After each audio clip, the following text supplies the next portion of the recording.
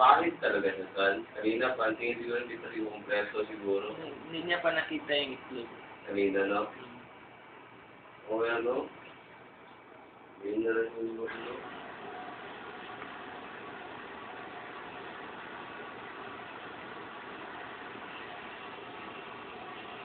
Pinuncho.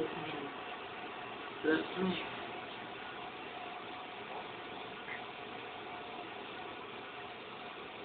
Di ba kinakain mo ba?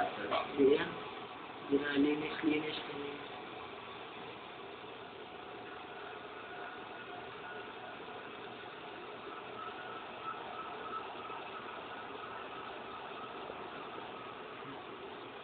Partner laki.